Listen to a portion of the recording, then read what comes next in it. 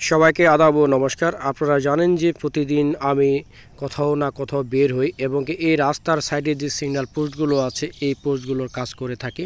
তো আজকে আমি গেছিলাম বেগুনবাড়ি, যে ভাইরাল যে রাস্তা আছে সেই রাস্তা গেছে। সেই রাস্তা থেকে ব্যাক হওয়ার সময় এই সিগন্যাল পোস্টটি আমার চোখে পড়ে।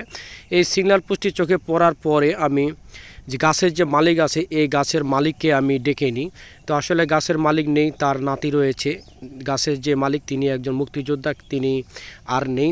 তার নাতির সাথে আমার কথা হয়, তার নাতির আমার কথাতে এক কথায় রাজি হয়ে যায়। সে তারপর বাসায় ভিতরে গিয়ে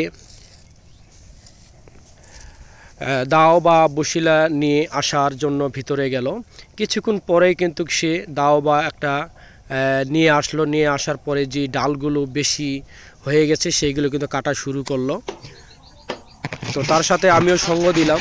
তো দেখুন, আসলে আমাদের দেশে কিন্তু অন্যান্য দেশের তুলনায় আমাদের বাংলাদেশে রোড দুর্ঘটনা বেশি ঘটে থাকে এবং কি এই রোড দুর্ঘটনায় অনেক তাজা প্রাণ হারিয়ে যাচ্ছে, অনেক পরিবার নিঃস্ব হয়ে যাচ্ছে, অনেক মায়ের বুক খালি হয়ে যাচ্ছে, অনেক মা বোন স্বামীহারা হয়ে যাচ্ছে, অনেক সন্তান পিতাহারা হয়ে যাচ্ছে।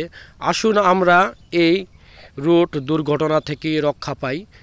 আমরা আসুন সকলেই সাবধান হয়ে যাই, সকলেই আমরা বাইক বা ভারী যানবাহন সময় নিয়ে চালাই এবং কি ট্রাফিক আইন এবং কি রাস্তার দুপাশে অসংখ্য সিগন্যাল পোস্ট রয়েছে এগুলো ফলো করে এবং কি সময় নিয়ে বাইক বা ভারী যানবাহন চালাই।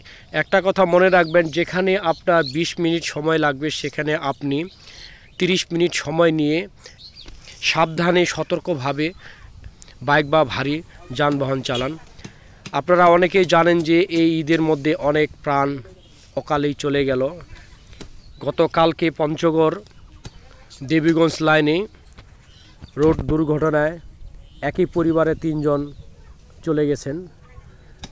তো আসুন আমরা সাবধানে বাইক বা ভারী যানবাহন চালাই, নিজে সতর্ক থাকি এবং কি অন্যজনকে সতর্ক করি। তো আসলে এই ছোট ভাইটিকে অসংখ্য ধন্যবাদ, আমার কথাতে সে রাজি হয়ে গেল এবং কি তার নিজের হাতেই সুন্দর করে কাজটি করে দিল। অসংখ্য ধন্যবাদ ভাইয়া তোমাকে। কি লেখা আছে বলো তো? বামে মোড়, এটা দেওয়ার উদ্দেশ্যে কি বলো তো? এটা বামে মোড় মানে সামনে বামে মোড় আছে।